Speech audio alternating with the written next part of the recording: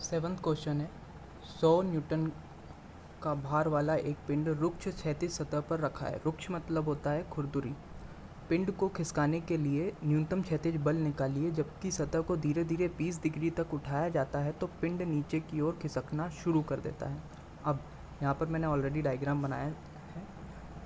इसमें एक बॉक्स है जिसका वेट 100 न्यूटन है।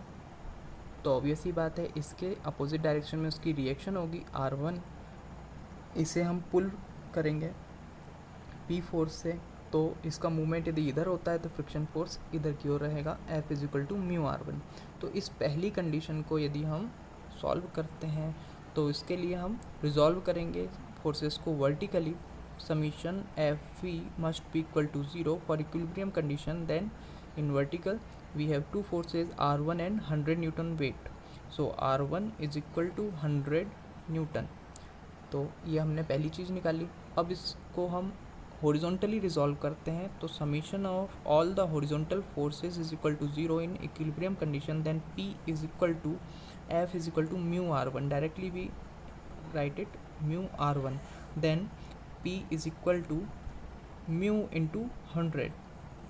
तो यहाँ पर हमने P की वैल्यू 100 इंटू म्यू निकाल ली। तो यहाँ से यदि हम म्यू की वैल्यू निकालना चाहते हैं तो म्यू इज इक्वल टू क्या हो जाएगा P/100। So this is our equation number 1। इसको यहीं पर हम छोड़ देते हैं। अब जब तल को धीरे धीरे ऊपर उठाया जाता है तो तल का कोण 20 डिग्री पर पहुँचा है और इस 20 डिग्री के कोण पर ये फिसलने लगता है।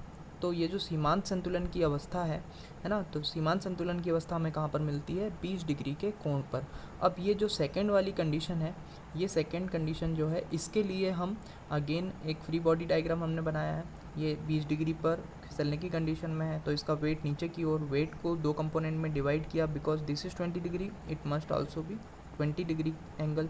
तो वेट के दो कंपोनेंट होंगे इस डायरेक्शन में और एक इस डायरेक्शन में। इस डायरेक्शन में W cos 20 डिग्री और इधर W sin 20 डिग्री। अगेन यहाँ पर जो W है, W की वैल्यू हमें पता है 100 न्यूटन है। तो यहाँ पर हम इसको रिजॉल्व करते हैं। सबसे पहले वर्टिकली रिजॉल्व करते हैं अगेन सेकेंड कंडीशन के लिए। Summation of Fv is equal to 0 for equilibrium condition. Then R2 must be equal to W cos 20 degree. So R2 is equal to W is 100 Newton into cos 20 degree. Now 100 multiplied by cos 20, it is equals to 93.97. R2 is equal to 93.97 Newton. तो हमने R2 की value यहाँ से निकाल ली है। अब यहाँ पर इस R2 की वैल्यू से को हम यूज़ करेंगे अगले, जब हम रिजॉल्व करेंगे फोर्सेस को हॉरिजॉन्टली इस कंडीशन में। तो हॉरिजॉन्टली जब हम इसको रिजॉल्व करते हैं, मतलब प्लेन के हॉरिजॉन्टल सरफेस में यदि हम इसको रिजॉल्व करते हैं तो यहाँ पर μr2 must be equal to W sin 20। μr2 must be equal to W sin 20।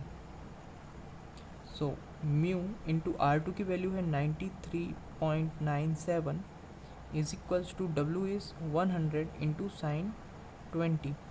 So we have got mu is equal to 100 into sin 20 divided by 93.97. So यहाँ से हमको mu की वैल्यू मिल जाएगी 100 into sin 20 is equal to this divided by 93.97. This is 0.36. Mu is equal to 0.3696 है तो हम इसको 364 कर लेते हैं, ठीक है। ऐसा ही बुक में भी दिया है। और म्यू की वैल्यू जब हमें पता चल गई है तो हम यहाँ से P की वैल्यू निकाल सकते हैं। P की वैल्यू जो यहाँ पर हमने फर्स्ट इक्वेशन को छोड़ दिया था, तो यहाँ फर्स्ट इक्वेशन में substituting the value in equation number 1, इस वैल्यू को हम यहाँ पर सब्स्टिट्यूट करते हैं तो P की वैल्यू कितना हो जाएगा 0.364 इज इक्वल टू P/100 और just P is equal to 0.364 into 100 और P is equal to 36.4 Newton. This is our required answer. This was also an easy question. Thank you.